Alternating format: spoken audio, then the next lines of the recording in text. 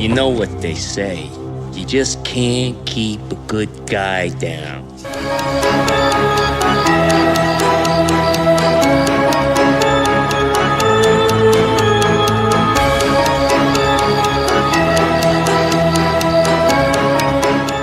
Merry Christmas, everyone, and welcome to the Comic Gaming Movie Show. And today, I have a horror classic for you. Not just any horror classic, but a Christmas horror classic, 1984's Gremlins. Now, Gremlins is one of the all-time greatest films, in my opinion, of all time. It's one of the all-time greatest creature features of all time. The Gremlins design, and particularly the mogwai / Gizmo's design, is one of the most inspired and great designs of all time. That design would go on to inspire things like Grogu, because the Gizmo design was the original cute, adorable creature. That design would go on to inspire so many things in movies and whatnot. And this movie alone, and the vibe of it, the spirit of it, the chaotic nature of it, is a living.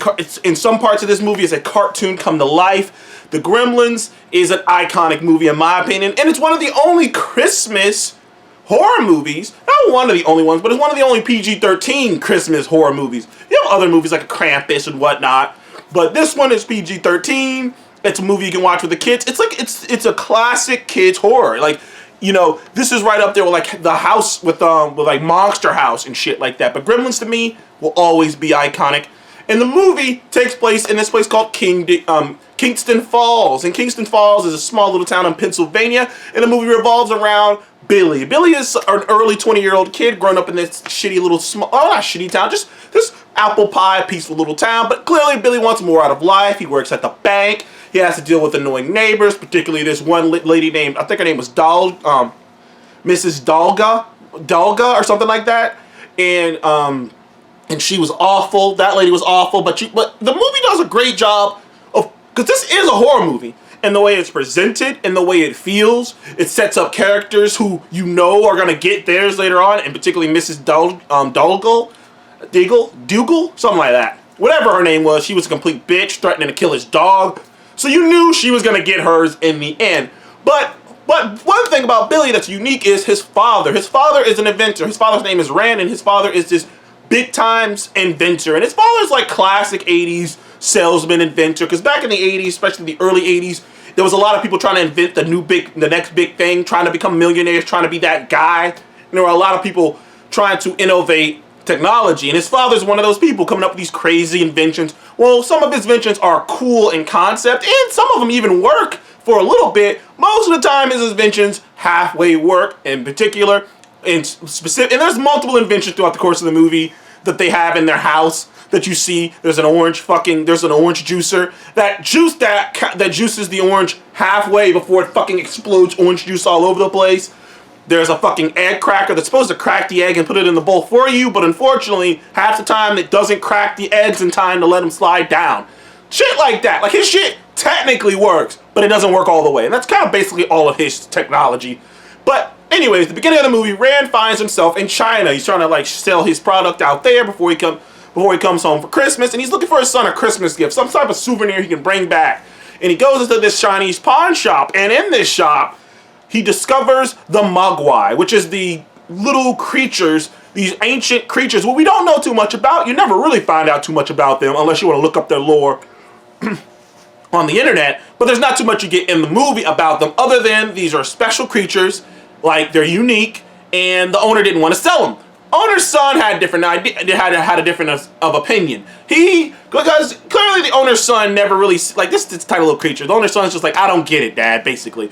Owner's son goes behind his father, sells it to Rand, but he is told 3 rules, the 3 big rules. Rule number 1, don't let it get in sunlight. Bright light blinds it, but particular sunlight will kill it vampire style. Rule number 2, don't get it wet. Now we find out rule number 2, don't get it wet, was because it will multiply. And rule number 3, don't feed it after midnight. And it turns out if you feed one of these bad boys after midnight, they go from being these cute, adorable, sort of chaotic furballs to fucking murderers. To fucking tiny, deviant, gremlins. And it's so funny because the phrase gremlins, I don't know if the phrase gremlins existed before the movie or because of the movie? Because I know, like, there's this old animated movie called, what's her name called? Bad's Kids, Baby. I think it's called Bad's Kids or whatever, or Baby's Kids. And, like, in black community, like, whenever you see a woman who got badass little kids and she's a single mom, they call them Bad's Kids. So I'm like, is it kind of like that? Because I know people call their children gremlins when they run all over the fucking place, but I can't know if it came from the movie or did the movie take that name. But either way, they become little gremlins. So, needless to say, Rand brings it back. Gives it to his son. How, you know, it's all cool. Unfortunately, Gizmo gets a little wet and multiplies. And even then, it's not too bad.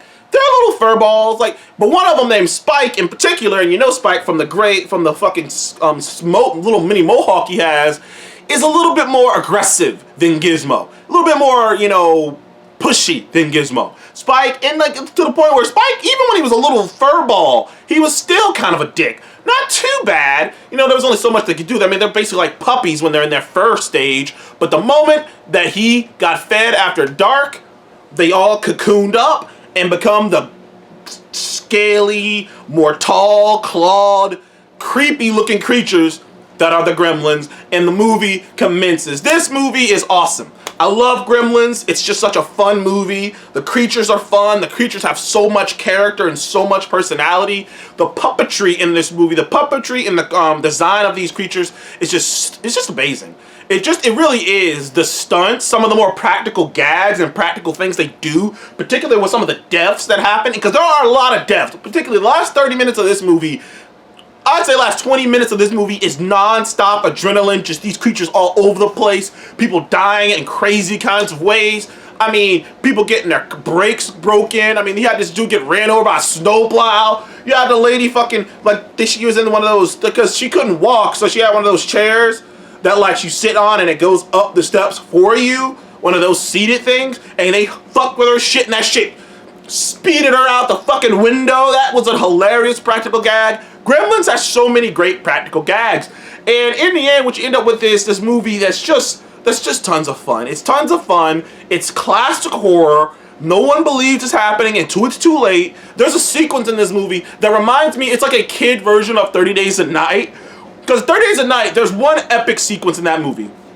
One unbelievable, epic, florid sequence in that movie where there's this kind of top-down shot, sort of just the whole town going crazy because everyone's getting attacked and it's just all craziness. There's a shot like that in this movie, except with the Gremlins. They're jumping on people, they're scratching people, they're killing a lot of people. Now, they never really tell you how many people they kill because it's a kid's movie, and they never show anyone get killed, particularly because it's a kid's movie. But you know bodies are dropping, you know crazy shit's going down. The town is being just destroyed by these goddamn things. And fortunately for everyone, they have these weaknesses that Billy was able to exploit to kill the Gremlins in the end. But the movie itself it's an hour and 45 minutes. It's just a fun movie. It's a fun little movie to watch on Christmas Day because it'll catch kids off guard, because there's so many kids who grow up who've never seen this movie. So this would be a nice, fun movie to sit down and watch with the kids on the holiday season, because I do think you're going to catch a lot of them off guard with some of the more horror aspects of this movie. It's a fun time. The designs, a lot of the characters are neat and comfortable. And it's just a crazy fucking thing that just happened in this town. And in classic horror movie style, by the end of the movie, no one even believes it ever happened because of the way it wraps up. It's like, oh, you guys are crazy. Yeah, sure, your town got attacked by an army of gremlins. The movie's dope. Check out Gremlins. I would give Gremlins, as a horror movie, it's a 9 out of 10 because it is genuinely a creature feature. And as a Christmas movie, it is probably a 7 out of 10 because it's like Christmas just happens to be happening around this time, but it is also a Christmas movie. Anyways, thank you guys for watching the Comic Game Movie Show. Please like and subscribe. Comment below. Have you seen Gremlins? If you haven't, do yourself a favor and see it. It is both a horror classic and a Christmas classic. Thank you guys again. Have a Merry Christmas, people, and a Happy New Year.